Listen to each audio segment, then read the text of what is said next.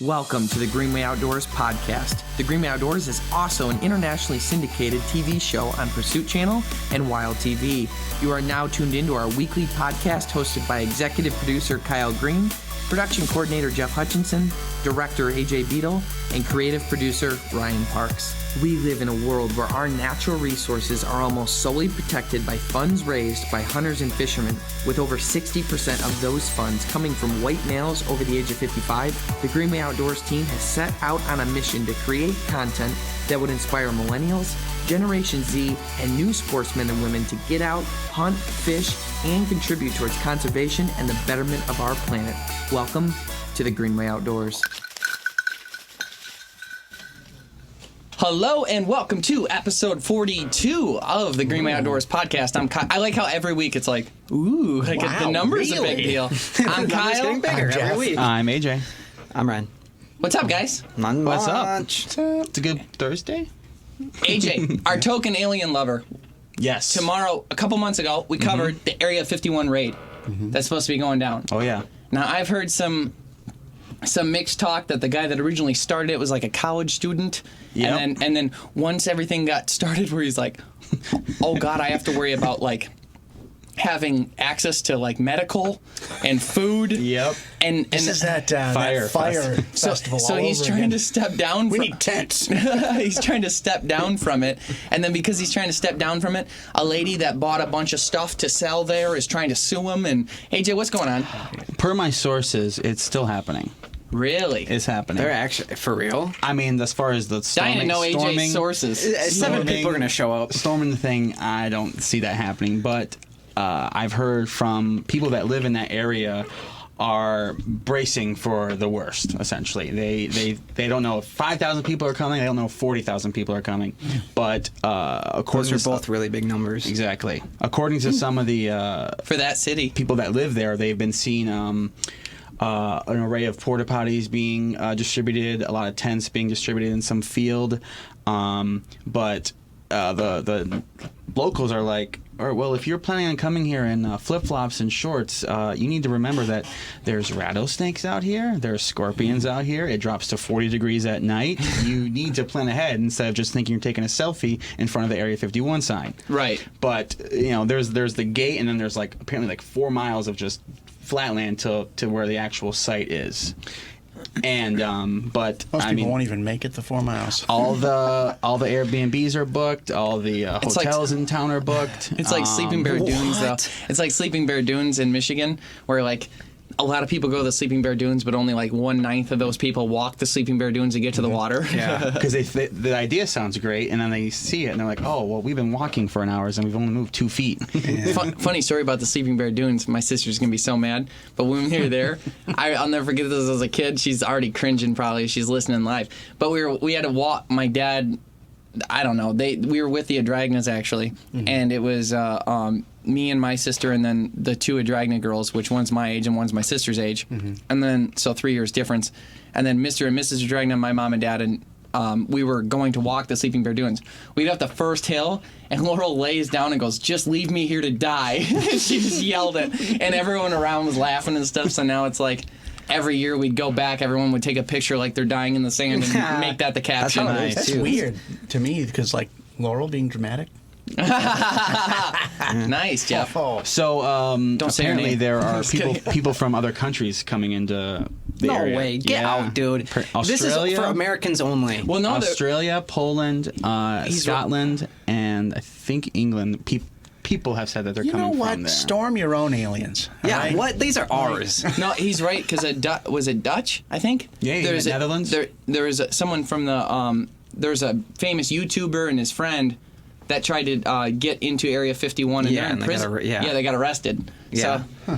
So that's like the prelims in a UFC match for what's going to go down. So yeah, we don't. No one knows what to expect, but apparently it's happening, and well, something's happening. Whether they're storming it is. I mean, who knows really at this point, you know? Right. But then it got me thinking, though. It's like the whole point of this whole thing is because we just want answers. We want to know if stuff is real or not.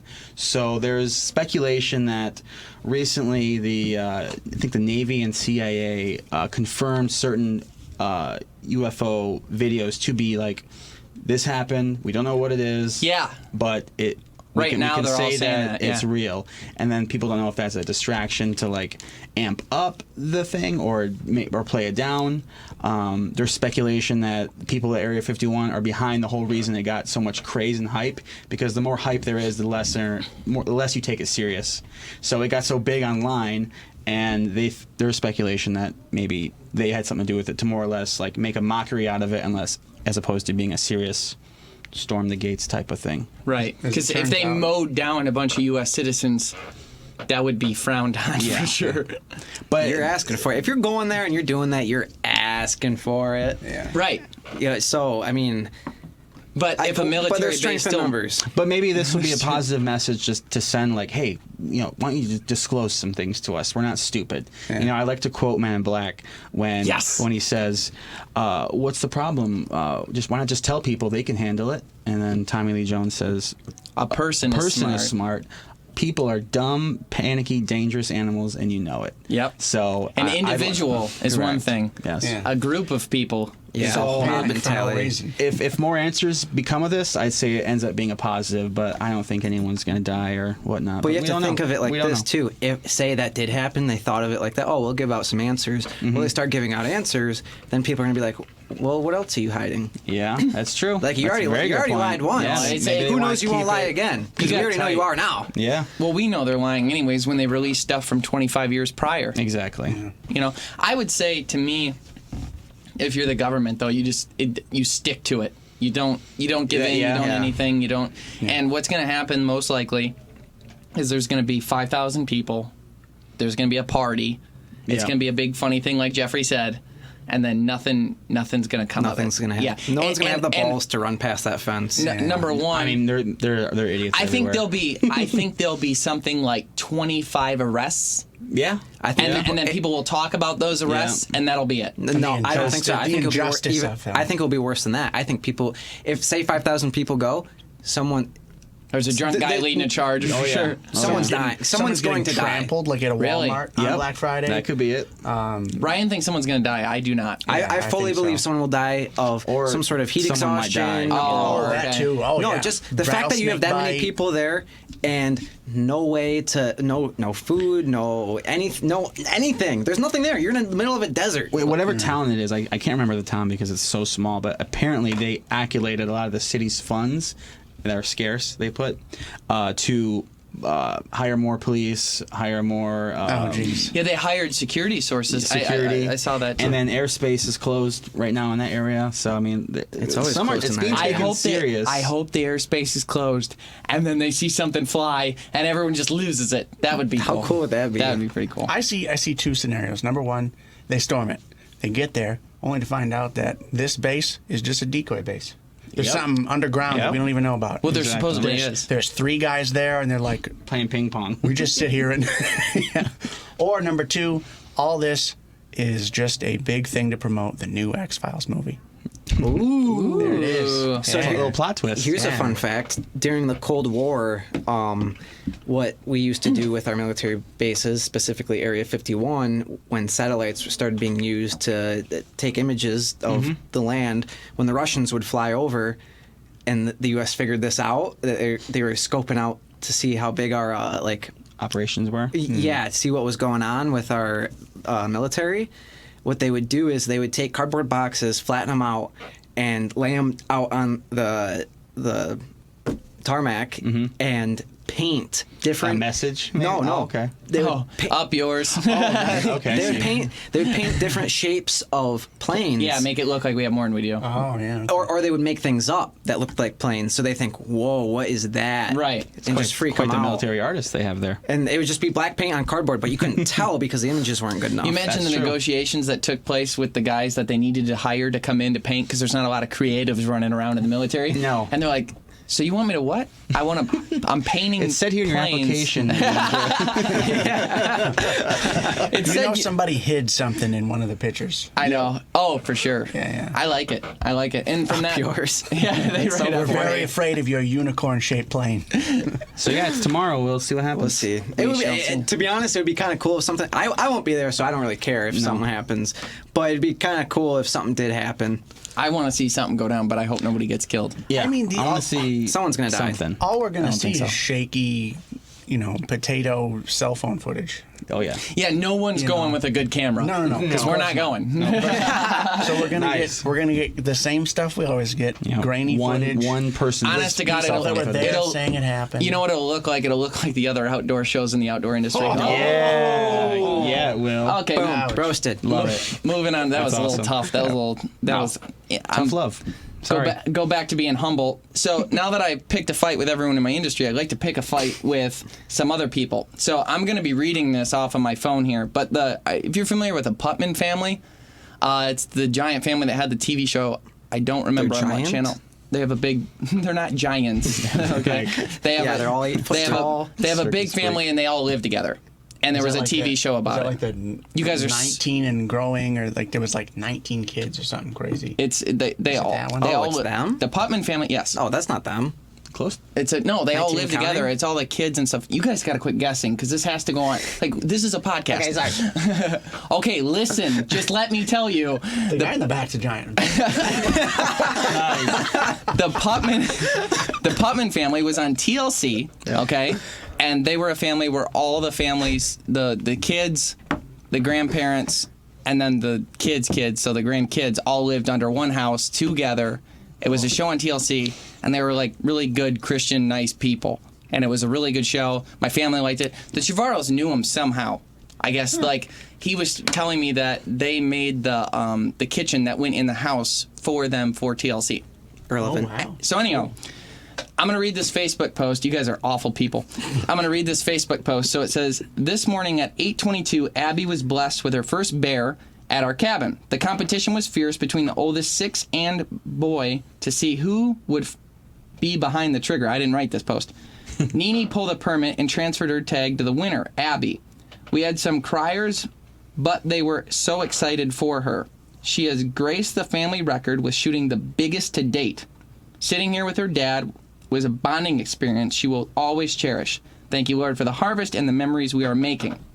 So, little girl gets her first bear. There's a bear hunt. Apparently, where they are, you can transfer the tag. So, What does that mean? Just like there's only a limited amount of bear tags given out in certain areas because they watch it because it's a strategic kill. Oh yeah. In the sense where they need to get this many bears off of the lands in the state or the county because of competition. You know, there's always going to be more babies, but there's not always going to be more bears. Okay. Or I'm sorry, there's always going to be more bears and more babies, but there's not always going to be more habitat and food. So they have to regulate those numbers because bears eat everything, and you have to watch all that for competition. If there's too many of them, there's disease. The alpha males will start eating all the babies. It's a bad thing. So there's a calculated harvest. Now because of that, so many tags go out. Well, they have it where you can transfer the tag to other people. So let's say in that area, Jeffrey pulled the tag. Okay, then all 4 of us go hunting. Mm-hmm. AJ shoots the bear. Jeffrey transfers the tag to him. Okay. Oh, really? Yeah. okay. So it can be after you shoot it. Yeah. So Go as a group. that's why he's saying there were some criers in the group because they were the ones that didn't get the tag. Oh, They were the ones that okay. didn't I get thought it the was tag. because Yeah. I understand. Now that's why it was like a competition. I know that works that way in some areas. That sounds like what it was here. Not Okay. saying it was Right. there, but Yeah. that's how it works You in have some to areas. have good communication because what if Well- you both shoot and you're in different areas? Well, it's just like that with the sturgeon tags in other states where I don't want to go off on a tangent here, but the sturgeon tags, like in Wisconsin, spear fishing for sturgeon, there's like, let's say they allow like 25 a year it's killed. crazy, though. Oh wow. And then you go out and then you have to call in and register your that you got one, and then boom, the number goes off, and then at some point it closes. So you gotta know, you gotta be always on your phone Okay. looking before you throw that spear to know that there's numbers left. It happens in other areas for cougars, where once too many females are shot in a certain area, boom, it's shut off. The season is determined based on kills, so you got to know wow. every day before you pull that trigger. So that's not uncommon. But anyhow, Nice. getting back to the story. little girl, let's just focus on the story itself. Little girl shoots a bear, gets a monster of a black bear. Notice the brown snout. That is telltale for people that don't know that that's a male. So that's a big alpha male bear. Now, I was blessed to shoot a bear recently, too, in West Virginia. Also had a brown nose. And in his stomach, guess what I found? Other bears. Really? Cool, huh? Because they eat each other, okay? They do not mate for life. So the story's there, being mated Out the for door. life. Now, why am I talking about this? And I'm going to read you some of these comments, okay? So, what a disgusting family achievement. Posing happily with the corpse of a beautiful animal. Shame on you for encouraging and celebrating an animal's death by your young daughter's hand. There are only a select percentage of people who will appreciate this, and I'm sure you'll lose the rest. What a shame the bear didn't have its own gun, too. The ending of this would be a different story if you hadn't had a long-range weapon. I can break that one down, but I'll read more stupid ones. That is, the killing enthusiasts have their pages blocked. They just want to stir the pot. They have not reached a higher level of thinking, so I just feel sorry for them. And then everyone else is like, wow, this is so wrong. After you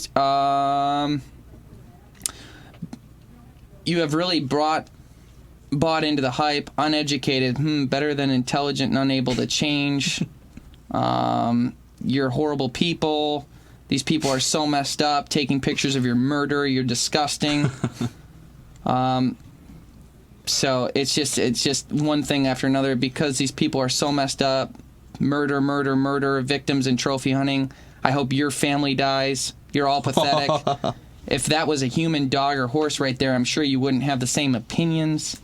I like this one. Way to go, Abby. That bear looks huge. Man, what an amazing. Words can't express how awesome this is. And that person, that person shouldn't have. Hey, don't burn the people we like. and then the response to that was, to that person, way to go. Would you be saying this if the bear killed your child? Yeah, way to go, bear. I very much doubt it. Okay. That's it. Hate this guy with the comment. We're killing him, too.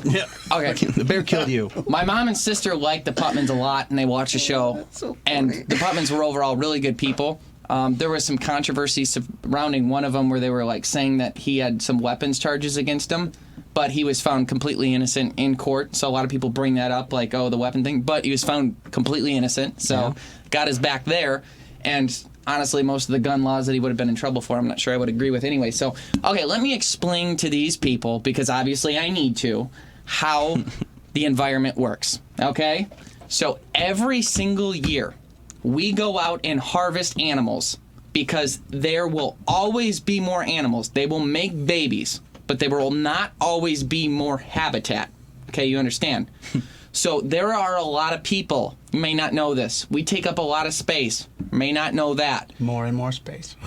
There are more deer in the United States of America right now than ever in recorded history. Why is that? Because of conservation efforts put in place by hunters. When I go hunt a bear, when I go hunt a deer, I buy a hunting or fishing license. That money goes to fund the environment, the conservation, the anti-poaching, the Species Sustainability Acts. Wow, that's a Sally sells seashells, right? Nice. I say that right, though. You did. You said it clear. That's what goes to fund all of those programs. Those programs are now funded in order to further the species, in order to regulate the species. If you get rid of the hunters, or you get rid of the DNR, or you get rid of the conservation organizations, any one of those, No one's paying for that now. you're going to have dirty water, because that's what protects your waterways. Okay, the Flint water crisis would be just the beginning. So you're welcome for having the DNR work on that by me buying a hunting and fishing license. You're welcome. I'm solving it. What are you doing? Okay, Commenting. you're welcome. Yeah, exactly. Thank this girl, and thank the parents for teaching her about conservation sustainability. They bought that license. They did things correctly. They took an alpha male boar, black bear, out of the environment. Okay, that bear, you know what he does when he wakes up from hibernation? As soon as he wakes up, what's the easiest meal? I'm hungry. Oh, yeah. He goes back to the female that he bred, knowing she probably has cubs, Yep. and eats them. Okay, these are not teddy bears. Yep. The one thing that was right, if the bear had a gun and the girl didn't, I'm sure they're right that it would not be the same story. What does that mean? Let me explain something to you. God put us on this planet, and we have dominion over all creatures. Hands-on conservation is the only way to care about bears in general. What I find in these arguments is these people tend to care about the individual bear, but they don't care about bears in general. And that comes from a place of emotion as opposed to practicality. See, the people that are arguing here don't care about bears more than the Putmans do. They don't care about bears more than I do, because I care about the bear population and the sustainability of it long term, which is funded by hunting and fishing, taking out the surplus, making room for next year's young. It's necessary. Right. They don't, absolutely. They don't understand how the effect of that changes the grand big picture of everything, and that's why they're mad about it, because like you just said, it's an individual thing, not our environment as a whole. And for some reason, I don't think it's explained well. They just, like, when they say those comments, people are like, "Well, I believe in it." It's like some stupid response. No one takes the time to explain to these people what it really does, like you just did. So hopefully, people can listen to this and understand what hunting and fishing really does. We don't just do it because, oh yeah, kill. Like, what? No, I mean, if you kill something and you don't feel any sort of remorse, you're probably nuts. You're a psychopath. You're a psychopath, and. But you have to, and that comes from the honoring and the celebration of it. Now, I didn't even get into that. That's the best part. You get to eat the bear. You get to use the rug. I mean, a bear in Michigan, probably not that much access to dead fish, so they're eating blueberries, they're eating plants, they're eating other bears, they're eating deer. I mean, that's going to be a good eating bear. One of the healthiest things you'll eat. One of the healthiest. Yeah. Oh, and the fat, you can render down the fat and use that for cooking instead of using oils and trans fats and stuff. I mean, it's healthy fats, it's good quality protein, it's good for you. She harvested it herself for her family. On top of that, you're going to honor the animal for the rest of your days with the rug, with the mount, with all these different things. What a blessing that girl is to conservation and furthering natural resources. You have to do your research. Use your opinions and focus on science, practicality, and the sustainability of the overall herd. Yep. Killing the individual animal, I can completely understand having remorse and things like that, but I don't even know that I would call it remorse like you did, Ryan. I would call it like an honoring of it. You're giving your life so that the species overall will be better. I'm going to feed you to my family. I promise to you, Bear, I won't waste anything. I'll thank God for the opportunity. And by the way, anybody that commented, I better not ever see you eating meat ever. Because you have no idea where that comes from. I know where my food comes from. I know what my food is. Your food got the opportunity to live. I have a relationship and an honor to that bear that you'll never understand. So the Putmans, we support you. Are they from Michigan? Are they a Michigan family? Don't know. Okay. I think so. Like you just said, that animal will be cherished for the rest of that person's lives and whoever was involved in that hunt. So even not to mention the license dollars. You're welcome. I don't think there's a lot of education about conservation, at least not enough for people that don't know it. I mean, I'm doing my best, AJ. Well, no, I don't ever remember hearing about it in school or nothing. No, no. You really have to read the pamphlet in order to realize where your money's going. Even then, still, I mean, there's not a whole lot on. Thank you. You just gave me the most organic transition ever. Thank you, AJ. Nice. Sportsman Alliance. I just talked to Gordon last night, the COO. CFO, excuse me. They've designed a program and they're working with as an organization now where they're creating actual literature and they're creating actual educational materials and creating elective classes to go in high schools and stuff like that. And they already have something like 60 or something like that. Wow. Their goal is like 120 by the end of October. So if you are a high school or if you have connections to your high school and you'd like your kids to learn more about conservation, please reach out to the Sportsman Alliance. Nice. Gordon Pry or Frank over there at Sportsman Alliance. Reach out to them and talk about getting that in your kids' classrooms as well. I think that'd be a great program for more people to understand. That's a great point, AJ. There's a difference between hunting and conservation. You don't have to hunt to be a part of conservation. there's plenty of things you can do to help our ecosystems outside of hunting. So if you don't even if you don't agree with hunting, you don't have to do it. Right. There's other ways you can be a part of it. Sure. Don't put that plastic bag in the river. Yeah. The funny thing is if all these people with their crappy comments, they want to give their 2 cents. If they literally just gave 2 cents, we'd all be better off. Yeah. No, the keyboard. They don't do anything. Keyboard warriors are not helpful. Oh, they can't wait. It's annoying. Ryan, there's a guy caught a crazy new fish. Mm-hmm. Is the story real? No. Oh. I mean, the story's real. He really did catch that fish, but it's not a new fish. Okay, so for people at home, severely photoshopped. for people that are listening to us on Spotify or Google Play or iTunes, you could be watching us on our YouTube channel, The Green Man Outdoors, or live on new NRM Streamcast at 6 p.m. Thursday nights Eastern Standard Time. But if that is the case and you're listening, I will describe it for you. There is a creepy-looking fish with what looks like a creepy-looking mouth and the biggest eye you've ever seen. Reminds me of Bad Boys 2, where he says, "That's a nice fish.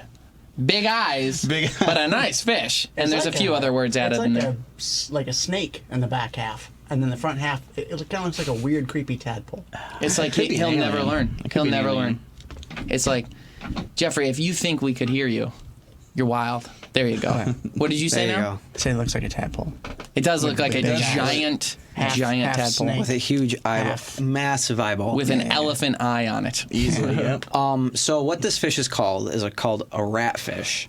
It's not a new fish. It's been, I think, what did I read? The first time it was caught was in like the 1800s. Okay. Oh. So You can imagine being in the 1800s like, I told you, there's some weird old stuff down there. Godzilla is real. What in the world is this rat thing? That's what we'll call it. This is rat thing. But I looked up the ratfish and looked at pictures of these. That's not what they look like. So what is that? That's a ratfish. But What? Listen. So it Does not compute. Does not compute. So it looks like that because he was fishing for blue halibut at around 3,000 feet. It was between 2,600 and 3,000 feet. That's very far underwater. So much line. A lot of line. That seemed like insane line. It took 30 minutes to reel that in. And it's not a giant fish by any stretch. Yeah, imagine that thing couldn't fight. So those dwell down there. Yeah. Okay. We fish for lake trout at 90 feet, and that takes a while to bring it in.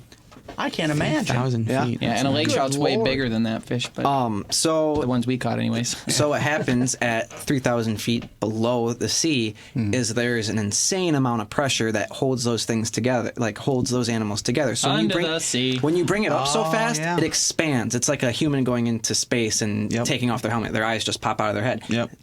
My theory is that's what happened. That's a good theory. Because if you look at pictures where that happens to other people, usually the guts have come out of the fish's mouth. Yeah, it's called a swim bladder, and that's actually what keeps the fish upright in the water. Nice. And a lot of times that'll come out their mouth if you pull them up from the deep depths. Yeah. It takes a while to reacclimate them. Change in Even pressure. honest, where we ice fish, this one spot Scott and I have, it's like 18 foot deep where we catch bluegills, and when we pull them up from there, they can get jacked. Oh, So, really? Yeah, we Even try at that depth? Yeah, Wow. we try and keep even the medium level because you don't know that they'll acclimate okay. So there's weirdly not a lot of I looked up the Wikipedia, not a whole lot of information on them. They gave me like their breeding habits, but not a lot. Not because they're so rarely caught and there's not a lot of information on them. But Looks like a good eater. the guy ate it. Oh, did he? Yeah. Nah, he's a man. I like him. He now. brought it. He claims he brought it home and ate it, and I like him He now. said it tasted a little bit better than cod. Come on. That's what he said. A little better than rat. A little better than rat. Yeah, but my theory is that when he brought that thing up from that far down, if you think about eye tissue and what that's all made of, it's a very soft thing. 3,000 feet, that's close to a half mile. What are you even eating off that thing? Just the head? Look like that's all. I don't know. I'm sure you could get something off It of just it. didn't look The like there's a lot tail. of meat. He got good, Maybe in the good cheeks. tadpole part. Tadpole part. I mean, a fish is all muscle. Yeah. So I mean, it would have been cool if he had discovered a new fish, but I looked it up and He did not. it's a thing. Okay. I kind of figured. You know what else is the thing? People dying right now Yeah. because of mosquitoes. Skaters. They're actually calling in Michigan. yeah. I saw in the news. They're calling to tell people to quit. No outdoor activities this week for the Everyone stay inside. The skeeters are getting us. Yeah, my high school just posted a thing. Did they really? Yeah, on their Facebook saying if you go out, wear long sleeves, wear deep. So we're in a It's in area our right county. now. Cover yourselves with cancer. Yeah. Because make yourselves as It's all least a ploy attractive for as bug possible. spray. Bug They're spray companies calling right it now. triple E virus, and there's been at least 20 cases in 5 states, Yeah. but Michigan's the one freaking out the most about it. Jeff, what's going on? It's called Eastern equine encephalitis, which is it tends to affect horses a lot. So I guess that's where the equine comes from. There was a guy in I forget what city now, but he was putting in docks, helping to put in docks in like lake houses and stuff, and he got bit by a mosquito. He was fine. I want to say he was a little older, so he's got some aches and pains, but not a big deal. He's putting in docks, whatever. Yeah. He within 9 days he was brain dead. Holy 9 cow. days. So I guess it comes with you get bit 4 to 10 days after exposure. You get like chills, fever, joint pain, muscle pain. Jeez. A thing called malaise. I don't know what malaise is. It seems like you lazy. Sounds like to me, but maybe not. Could have just kept talking. So this guy goes into didn't goes have to to the be this way. hospital because he had a seizure. Doesn't seem like anything's really wrong. Has a seizure, goes to the hospital, never recovers, Doesn't wake just up. dies. No, Wow. and that's it. So he, yeah, right. Yeah. I remember when West Nile was the biggest thing. Yeah. Yep. Yeah. Bird flu, swine flu. Now there's horse. Ebola. What was it called? Flu. H1N1. There was H1N1. H1N1, H1N0, and all sorts of things. There's no vaccine. There's no specific cure? treatment. I never even heard of it. No. Yeah, usually the quick killers never have. The average is like 7 people will get it, and then 3 will die. Is the average? That's what I read. year. 1 in 3 people. This year alone, like you said, it was like 20 some, and already 5 have died. And it's only August, September. Well, the Whatever, It's mid-September sport. The good thing is soon here, probably in a month and a half, They'll be gone. We'll be getting frosts, killing them off here at least, not in North Carolina. Yeah. I was gonna say that makes sense how they go away. Yeah. Even the people who survive tend to have personality disorders. Ooh. Weird. Because it's in the brain. Yeah. Oh, yeah. And then they'll seizures, all sorts of different stuff that you're stuck with now because you got bit by a mosquito. Wow. So wear sleeves. To the point you were talking about, AJ, with the frosts, the way the frosts should kill a lot of them. Mm-hmm. Well, also with the mild winters we've actually had the last year, the ticks are actually starting to spread to other areas. And they're going out, and so they're surviving longer and stuff because they're able to migrate because the winters aren't killing them or putting them. Do they go into hibernation or whatever they do in the winter? They're able to get out because it's staying warmer longer and it's not as bad. Now, because of that, Lyme disease is always a big concern. But now they're saying that there might be a Lyme disease cure. No. There's a vaccine. Okay. They're working on 2 right now. One works by, like a normal vaccine, it trains your body to create the antibodies that fight the disease. The weird one about this one that I thought is very strange that I'm not used to is that you make the antibodies and then it fights it off in your body. Well, with ticks, the way it works is it makes the antibodies in your blood, and then the tick bites you, it brings in your blood into its body, and then the antibodies fight the disease in the tick's gut before it even gets to you. Oh, so you're curing the ticks? Oh, yeah. That's so sweet of us to take care of that tick. Does this disease is a weird vaccine cause autism? No. Are you sure? I don't jeez, think, Ryan. I don't think there's not any scientific proof, I believe, that I've seen to show that vaccines specifically cause autism. There was a study that a guy did, but as it turns out, he lied. Turns out But he had autism. The news Plot twist. carried it, so now people think that. Talking so to now Mike, there's Jeff. this whole thing. I think that. Why is his mic even over I can that hear way? me. Move- You guys move Of don't course you hear can me? hear you. It's coming out of your head. No, I can hear me in the headphones. Oh, I love Ryan. Anyhow, yeah, I totally lost my train of thought because Ryan just burned you to an oblivion.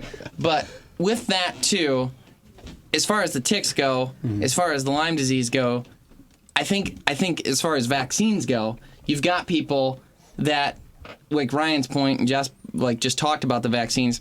I think people are just worried because they don't trust the government. So because they don't trust the government, they hate the idea of the government telling them they have to put something in their body that the government's regulating. That's like a scary thought. Like, you have to do this? And they're like, well, I don't trust you. Why would I be forced to put something in my body that when that's a spooky thought. Yeah. I'm not saying I am not anti-vax, not at all. Yeah. But what I'm saying is that's the core problem is we don't trust you. Yeah. Yeah. And who knows? That's I mean, right. back in the day, doctors used to say, smoke some cigarettes. Oh, yeah. Yeah, I mean, true. Mine still does. No. Nice. So, I mean, 100 years from now, we could look back on it and be like, what idiots we were. Look at us injecting ourselves with that. I have no clue. I have no opinion Well, that's on it. the thing. I'm glad I have it, I'm but I already don't here. I'm know. not worried about it. No kids. That's the thing. You fight that battle. So you fight that. The thing is, the science is always changing. Like your point, though, things that are. I mean, I remember. I always say this. My mom did Weight Watchers when I was a kid, and I know this is like way off the stretch, but I remember like the main thing on Weight Watchers was like she was always eating non-fat foods. Like I remember plain bagel being like not that bad for points at one point. I remember like fat-free foods, which are like cancer, literally in a bucket. Yeah. And all Very these good point. horrendous things that they would eat that they were supposed to eat that were going on. Bagels shaped like zeros, 0 calories. Eat up. The point is, though, Figured it is out. like at one point we thought fat-free stuff was good. Now all the fitness models and stuff are pouring triglycerides on their food because eating fat is such a good thing for you. And then who knows what tomorrow the next diet will bring in? Yeah. Who knows what the next That's true. food that you're supposed to eat that is now horrendous for you will be? And science, so it's always changing. So it's like really nerve-wracking anytime someone's forcing you to do something. I'm not anti-vax. I'm just saying I think that's the core of the issue. Is I think we never really know. You never really know. Yeah, true. Things are always changing. Yep. What was I just going to say? I don't know. Oh, yeah. So I think the best diet is just stay it doesn't matter really what you eat, just stay as natural as you can. Correct, yeah. As soon as you get into the processed things, you're just, you're like, Eat a lot of cancer, give it eat to a lot me. of different things too. Don't always just eat the same Cheez-Its. thing. There was a kid who ate. He was very picky as far as what he would eat. He ate turkey sandwiches, chips. I don't remember what kind of drink. I assume like a Sunny D or Turkey sandwich whatever it sounds was. good. But that was all that his parents could get him to eat. The kid went to the doctor because he went blind. What? What? Because he was deficient. Because extreme deficiencies, because literally all he ate was turkey sandwiches and chips. I thought he was making fun of me as a I kid thought at so, first too. until he said turkey sandwich, and then I'm And like, then I know, there you go. That's That's what what you get. He's the kid. Okay. Jeffrey? Kyle is blind. Jeffrey? Corn He's just been syrup. really good at guessing and super lucky so far. I have no idea how I shot He that shoots coyote. based on sound. You guys had it the worst growing up, because that was when like fruit roll-ups started coming around, Gushers, and all that nasty food. Yeah, they hooked us quick on those. Yeah, But you all guys, that is you guys good. had the worst. Half our of food the was made processed out of food. plastic. I'm still fighting that fight against corn And syrup. you know what's funny is like we'll eat it and be like, oh my god, oh yeah, So these good. are so good. But then like the newer generations eat it and they're like, what is this garbage? I don't there think isn't that- even tofu in it. What in the world? I partially agree with you, because you guys talk about foods and I'm like, that's disgusting. Like mac and cheese. Kid don't even not like a Dunkaroos. chance. What's a Dunkaroos were Dunkaroo? Jeffrey's favorite. Get out of here. It is funny though. We did have a lot of processed foods at the time. mean, Yeah, we're enjoy your cancer. We're the base shop. As far as diet going, like I pretty much watch my macros, but now it's like eat natural foods, natural meats, kill it yourself. Fruits, vegetables, things like that. Just be practical. But You eating fruits and vegetables now, buddy? I am. I've been crazy And egg, healthy. and He's been egg. cured. I know. I'm not allergic to eggs anymore. I've been Partially eating cured. 3 eggs a day. You were there, right, when he did the hard-boiled egg thing for the first time? I was there. No, he's on the phone. No, he was there because you had one. I Oh, thought. hard-boiled egg. Yeah. Yeah, hard-boiled egg. I was on the phone with him when he tried his first egg in a bit, but he was like, I'm just gonna do it. I'm like, Unless- buddy, you had a severe problem when you were a kid. Why are you going to just risk it? I'm done. I just feel like it's fine now. I think it's gone. I Was took- it gone? Oh, It's okay. gone, right? Yeah. I think As it it's turns fine. out, he was just a brat when he was a kid. He decided in his head he didn't like eggs, so he's like, "Oh, I can't breathe. I had an egg. I can't breathe." I mean, so his parents were like, I flatlined, but And then your okay. dad started hitting you. He'd be like, I can't breathe. I can't breathe. And your dad started hitting dramatic. you. I flatlined, Made it but both. okay. Yeah, right. So It's on record. I almost Whatever. died, but yeah, it's okay. But no, and then so I was allergic to eggs as a kid because we didn't give the background of the story, and then as I've grown out of it, it said 60 to 80% of people that have egg allergies when they're younger grow out of it. I think it's a lot of allergies. I mean, I was had- told I was allergic to stuff, and that doesn't affect me anymore. So. I had enough. I wanted to eat eggs, so I went and bought. After hunting one day, I'm like, "That's enough. I've had it." I went to the store, bought eggs, a bottle of liquid Benadryl, went home, and God. freaking cooked up a couple that's quite the scrambled cocktail. eggs. I didn't know how to cook them, so I just put them in the pan and kind of stirred it around. But it was cooked enough, and I just ate the egg. Had the Benadryl sitting there and him on speakerphone and waiting went for for it, it. yeah, Yeah. Yeah. The thing that I think is Waiting to weird die. Yeah. is I'm of good all now. the things that you could be allergic to that like you've never had your whole life. Why would you be so interested in eating the thing that looks like a rock filled with snot? I can tell you why. I don't. It was the Because easiest thing. because the smell of breakfast at a restaurant and the thought that everyone gets this cool protein and they're all laughing. they're dunking bread in it. Yeah? They're putting it with they're mixing it with their hash browns. Every skillet ever has eggs. I want a yeah, yeah. skillet, okay? Oh, yeah. So I went for it and I That's wasn't fair. allergic anymore. I had enough. Great little experiment you did, buddy. I'm allergic to one thing. What's that? It's your BS. was I'm just waiting kidding. for I'm just that. kidding. I I knew actually that am. was gonna be I it. actually am. Nickel. Nickel? Nickel. Oh, yeah, me too. Yep. Because my now ex-girlfriend, rest in peace.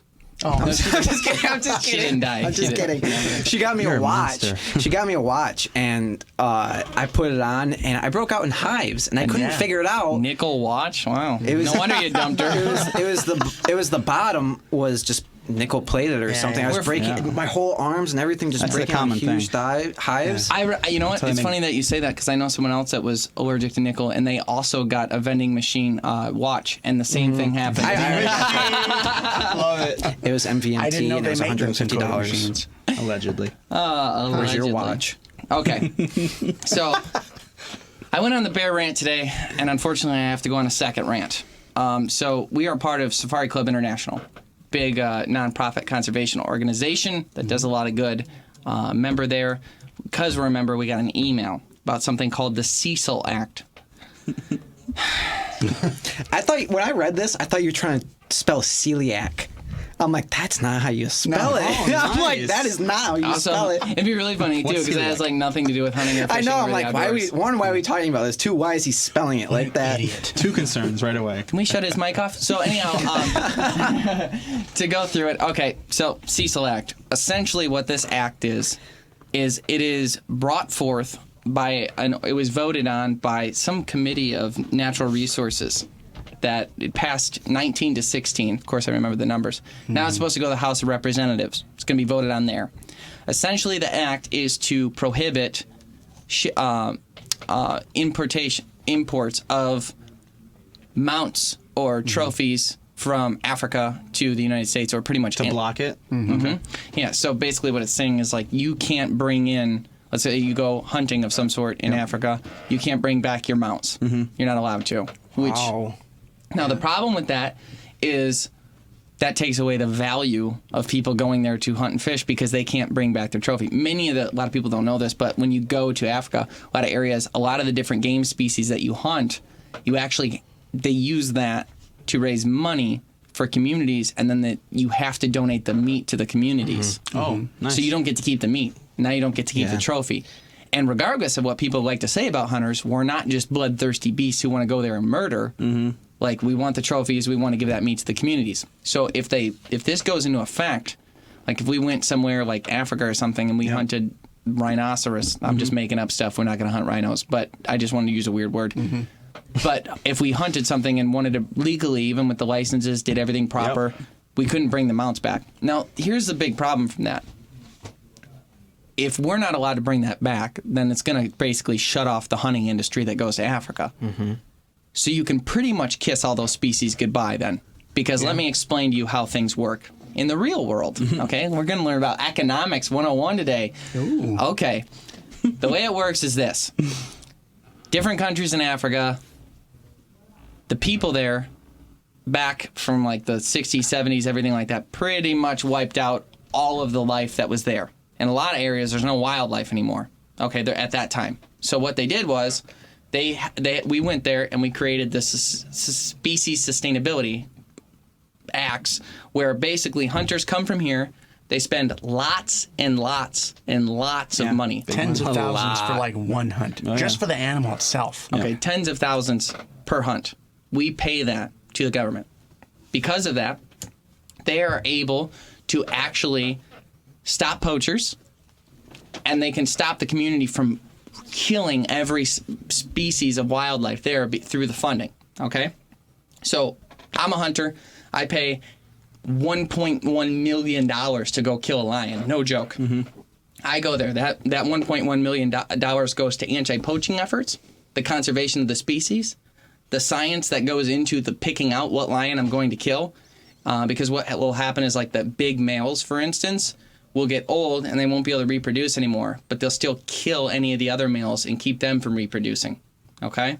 So you take out those alpha males, or you take out the problem species. So I'm going to talk about the country of Botswana. Year 2000 or 2001, this is a perfect example. They banned lion hunting. So what happened was, Botswana is broken up into two sections. 3/4 of Botswana is reserve. Basically, no one can hunt there, no one can kill any animals there or anything like that. Completely protected. Wow. That's where the poachers go. But thank goodness for the lion hunting that was there, it funded the anti-poaching efforts to stop them from killing all those lions. Lions work in prides, okay? So basically families that are in different areas. Now, the families will dominate in specific areas. And then the other lions don't go in there, and they don't go in theirs, and so on and so forth. It's Territorial. Yeah. It's their territories. Great point. So what happens is, though, some of the prides are really, really close to the other quarter of the country, which is cattle farms. And they supply the UK and Europe with cattle. And they're like the sole provider in some areas. Okay, so that's the whole economy, basically. They're all cattle farmers. Okay? So what happens is, hunter comes in, pays $1 million. I'm not even making up a number. I'm like saying $1 million to go in and kill a lion, right? Well, that money goes to the government, and it funds the anti-poaching efforts, funds the science, and it compensates the farmers for not killing the lions that are killing their livestock. Oh. So, like, let's say you're a farmer and you're losing $100,000 a year of livestock to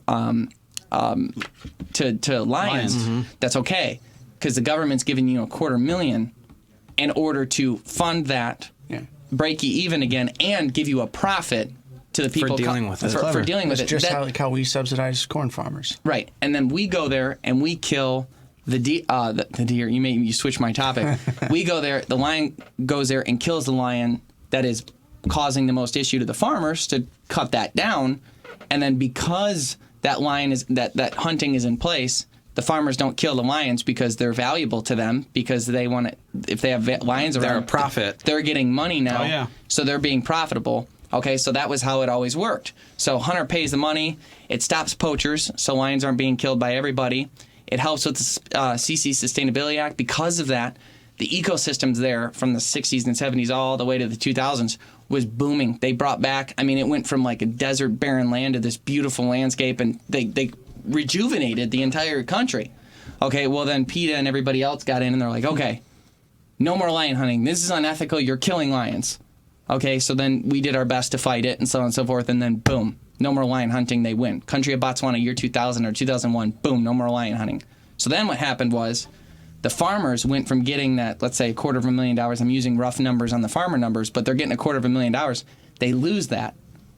And they're still losing the $100,000 plus now because the lions are still killing their livestock. Mm-hmm. So it's a swing of $350,000, $400,000. The problem is, for that entire quarter of the country, that's their entire economy. That's their whole economics. They can't survive anymore. Now they don't have enough money to survive, and they're all losing their farms. So then the government has to do something, because now all their taxpayers, all their people have just lost everything. And on top of that, the government just lost everything, because their big funding for outside conservation is now gone too, because the hunters aren't paying in anymore. And you have to add the fact that the problem's only increasing exponentially as far as the lion to cow ratio because no one's hunting them. Exactly. And the problem cows aren't being dealt with. So the farmers go to the government and say, hey, we need help with this. We're in big trouble. And the government's like, Shoot yourself. Okay, fine. Yeah. All right, so here we'll issue kill tags for you guys. So, because you have to kill the ones that are killing the cows. We completely understand. You have to stop it. Otherwise, they'll lose everything. So, do you care so little about the people, not animals, people in Botswana? Human beings. Yeah. Human beings. Do you care so little about them and their families that are raising livestock and farms that you think those people shouldn't even exist anymore? That they shouldn't be allowed to have an income anymore? That they shouldn't be allowed to have a farm anymore? You care so much about the lions that they're not allowed to have a life anymore?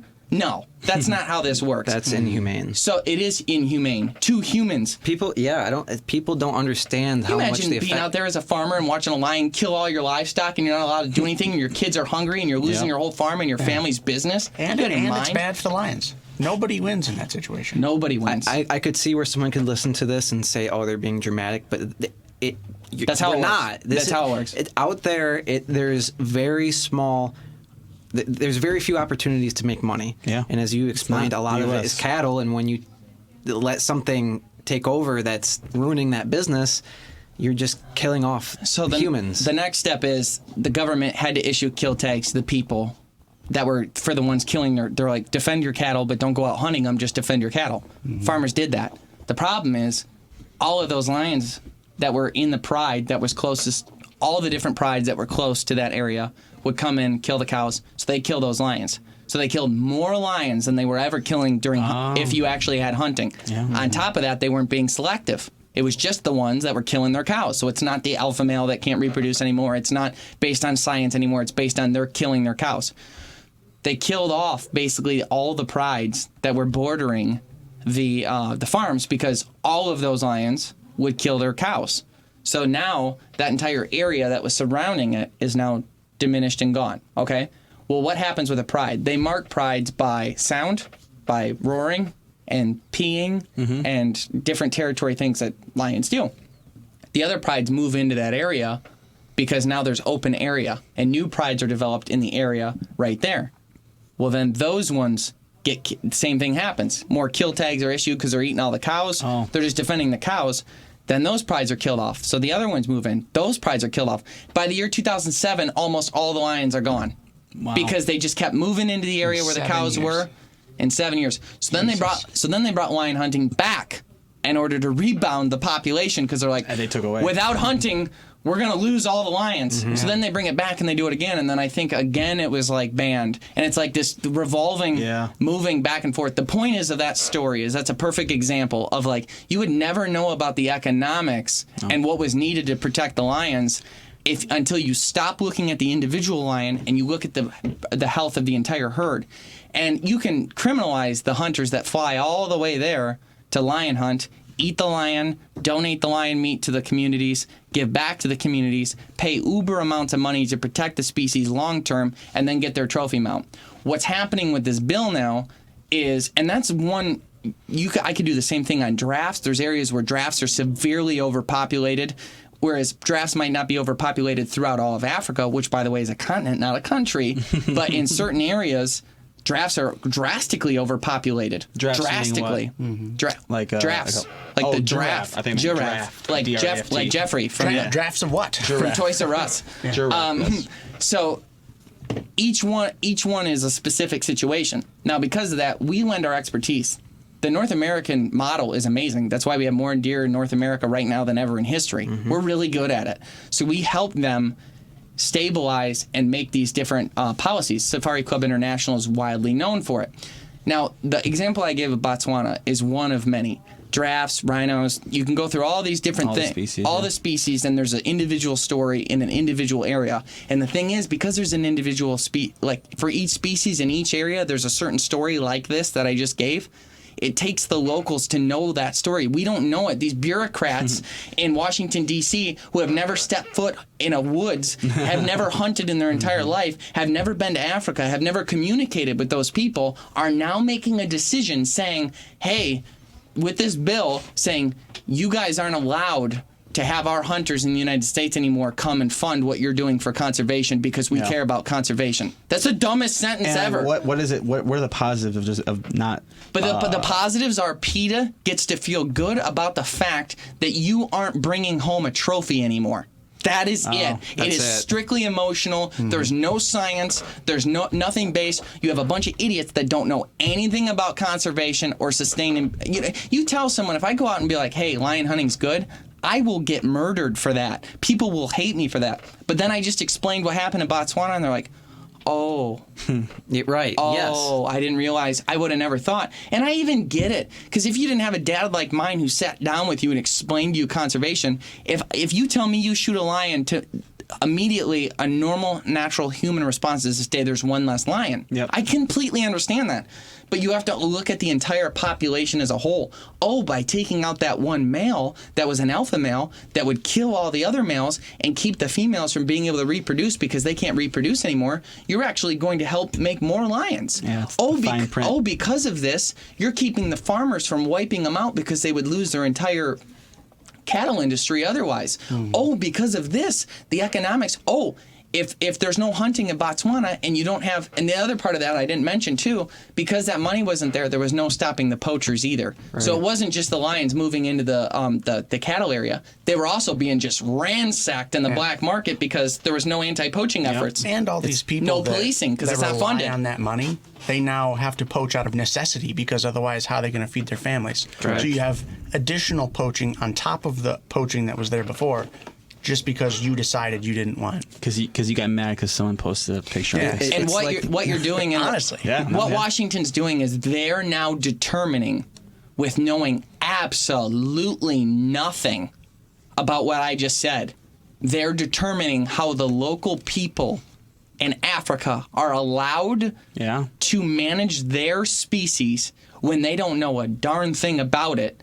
Mm-hmm. And now they're telling them how to manage it because they're taking away the funding from the hunters in America who no longer have the value to go there because they're not allowed to bring anything back. And then now you're creating this black market shipping. I mean, people are going to be like, well, it's not allowed, but, this guy over here does it for a small fee. It's rhinoceroses over there have actual bodyguards. Yeah. Mm-hmm. They're just protected 24/7, so this doesn't happen. And how's that funded? Exactly. Right. Exactly. And, like you recommended to me, phenomenal movie, whether you like CNN or not, Trophy. Yeah, Trophy on Netflix. Really well done documentary. Very well done. Heavy emphasis on the rhinos there and the sustainability of that and the stupidity. You've got a man on that movie who is like dedicated his entire life, sold millions and millions of dollars worth of properties, everything just to save the rhinos. Mm-hmm. And he created a model where he would actually farm them in order to cut off their tusks. I shouldn't say tusks, cut off their horns, because there's a different tusks. Mm-hmm. In a painless, they knock them out, take the horn. It doesn't hurt the rhino. The horn is a renewable resource. It grows it back. 100%. So the horn grows back. Then they use that money, because it's worth more than cocaine per ounce, and they use that money to actually fund the farming of the and protection of the rhinos. And it was like voted down when he tried to do it or whatever. But it's a good movie. Trophy, Netflix, check it out. Also check us out on our YouTube, Facebook, and Instagram pages. We'd love to hear from you on episodes you'd like to hear about. Obviously, this was quite our ranting episode, but we appreciate you tuning in. Thanks so much. Stay green. They're like, now.